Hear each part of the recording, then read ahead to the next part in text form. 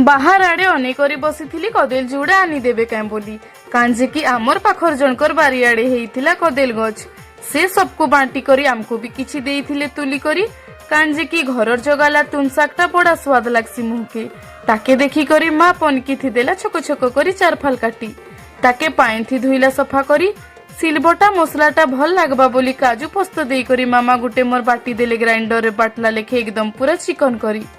pan के बसई करी तेल गरम करलु तेल छिटकीबा कही करी पहला हल्दी मेचे पकई देलु